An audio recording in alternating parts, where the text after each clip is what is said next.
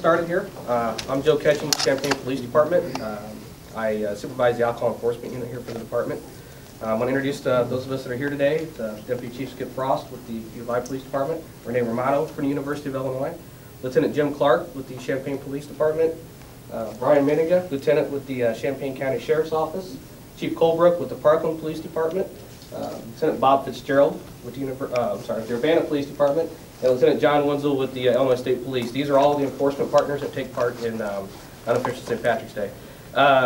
Lieutenant Clark here will be speaking for the police department, and we'll give you some information on what we're going to be doing. Oh, I'm sorry. Renee Romano. I'm sorry. Sure. So my name's Renee Romano. I'm the Vice Chancellor for Student Affairs at the university. First, I just want to make it clear that Unofficial St. Patrick's is not a university event, and it's not in any way endorsed or encouraged by the university. We realize that students and others are going to take part of it, so we work hard with all of the local law enforcement and all of our local officials to make sure that it's as safe as an event as possible. Our biggest concern about it is that it's unsafe for our students, for other community members, and for visitors. So we want to make sure that students and visitors know that we will address bad behavior. We will address the behavior of people who are causing trouble. We will take our students through the discipline system if necessary, and we will send the names of other students to their discipline offices as well. However, we are concerned about the safety of our students. We want students to know that if they need help, they should call. They should call the police. They should call 911. We have a medical amnesty program and a Good Samaritan policy at the university.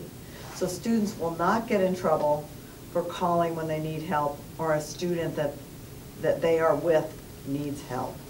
So look out for each other. We hope our students will stay safe, look out for each other, and definitely stay out of trouble. Don't cause trouble during unofficial or any other time, because we will address the behavior of people who are causing trouble. And now I will turn it over to Jeff. Thank you. Good morning. My name is Jim Clark. I'm a lieutenant with the Champaign Police Department. As Vice Chancellor Romano talked about, Unofficial is an event that's not sanctioned by the university or the city of Champaign or the city of Urbana. It's an event that's run by the students, and it's an event that promotes underage drinking and binge drinking of alcohol, and we don't condone that in any way. Every year we have participants that are severely injured, transported to the hospital. We've had individuals that have been killed during Unofficial due to their activities on that day, and many, many more have been transported to hospitals for alcohol incapacitation issues. Our primary concern this Friday from a law enforcement standpoint will be on the issues of public safety. We want to do everything we can to keep the participants safe. We will have well over 100 police officers working on Friday, in addition to our regular shifts of all of the staff. We will have additional signage alerting motorists, the motoring public, to the high amounts of pedestrian traffic in the campus area. We'll have increased foot patrols by police officers. We will also have increased traffic enforcement and DUI patrols working that day. We understand that there will be parties. Participants, students are going to have parties. The message that we have for the party hosts is pretty simple, actually. We ask them to keep their parties small. Treat it like a Super Bowl party if you're going to have a party. There's a lot of Super Bowl parties that occur on campus every year during Super Bowl, yet we have very little problems, if any problems, from those Super Bowl parties. We ask hosts to know your guests, only invite guests that are 21 years of age, and only allow invited guests into the parties. But typically in past years when we have problems, it's because hosts allow people that they don't know into those parties, which ends up causing problems. So we ask to keep those parties small with only people you know. If we encounter a party that has underage people in the residence consuming alcohol, those hosts will face state charges for violation of the social host laws and will face a trip to the county jail. Another concern that we always have every single year is balconies. Overcrowded balconies are always a concern for collapse. It seems like every year we have somebody that falls from a balcony. They try to climb from one balcony to another, and they end up falling.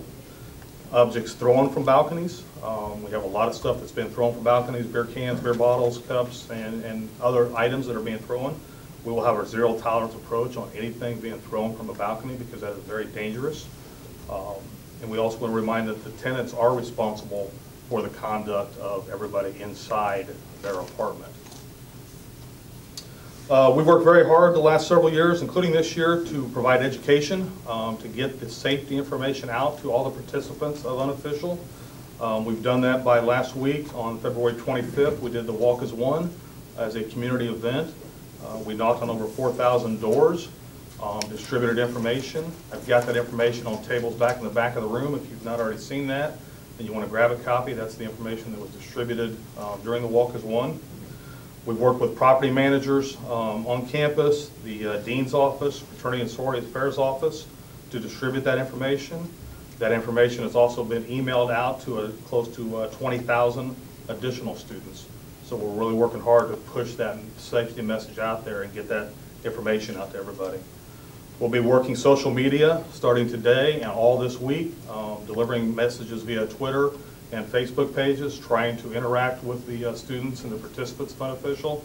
Again, hammering home the safety information, safety messages, trying to give them the information they need to make good decisions on Friday and every other day of the week. So with that, I just want to thank all of our partners. We couldn't do this without ourselves or by ourselves. You know, it takes all of the agencies, everybody seated up here and more, coming together to work as a team approach to deal with Unofficial. And I'd like to thank everybody's participation. And I'll turn it over to Deputy Chief Skip Frost. So I was told you to. You did. I really can't say much to add other than to reiterate what Vice Chancellor Romano and Lieutenant Clark have said. You know, the idea is that this event, we know what's going to happen. We expect that people are going to partake in the event, and we understand that. You know, the issue is it's a marathon and not a sprint. You know, take the opportunity to eat, to rest, to hydrate. If you are going to partake in the event, you know, don't let your behavior get you into a spot that's going to cause you academic, financial, or legal troubles. That's really what we're focused on. Our focus is safety first and foremost. We are not out there as police agencies to ruin anybody's good time. If you're having a good time and you're doing so where your behavior doesn't affect you know, the safety of yourself or others, then I doubt that you'll have any contact with the police. But if your behavior is such that you put yourself or someone else at great personal risk, then chances are with the amount of resources we bring to bear, chances are that you're going to have a contact with a police officer and it's not going to be a great thing. You know, I would always reiterate that if you look at the statistics over the years, generally it's a 60–70% split on enforcement activities for people who are non-affiliates with the university. So our students are great. They know what to expect from us. We know what to expect from them, and for the most part, you know, they abide by that. So what I would always say and always have said is, don't invite that person that you know is going to come to this event and cause not only you but themselves and the community trouble. Thanks. Okay, well, we'll open it up for questions at this point. Anybody has any questions for anybody? How many out-of-towners do you expect? How many out-of-towners? Yeah.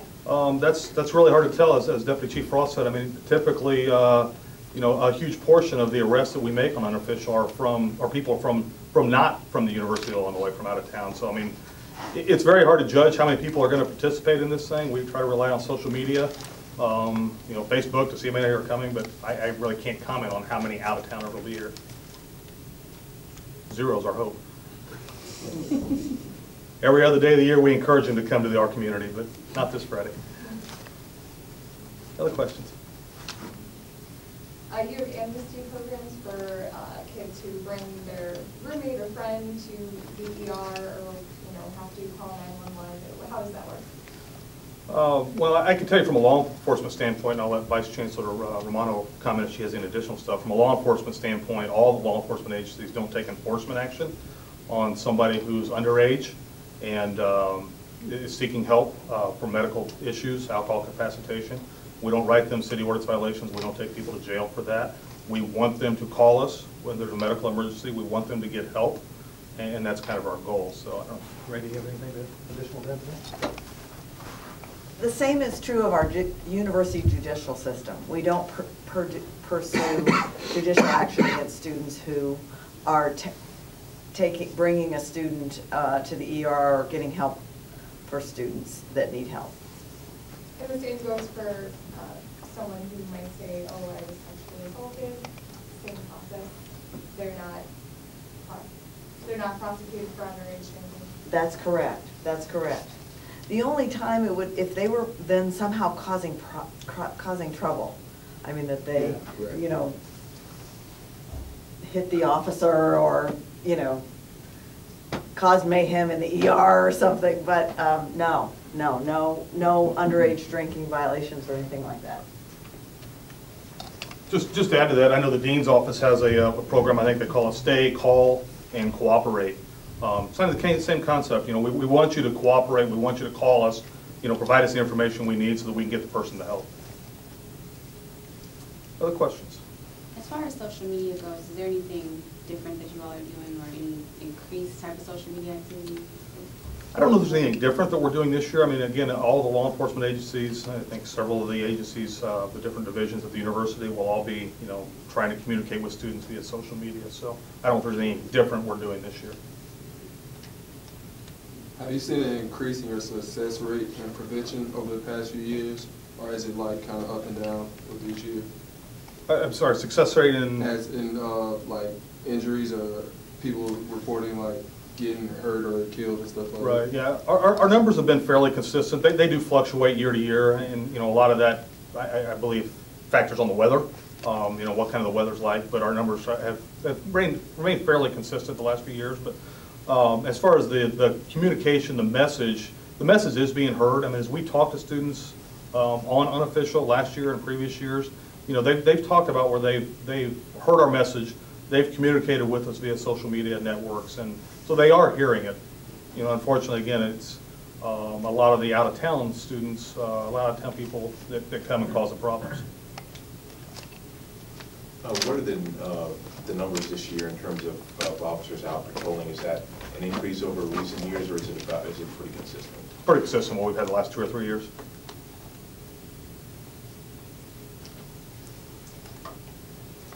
Anyone else?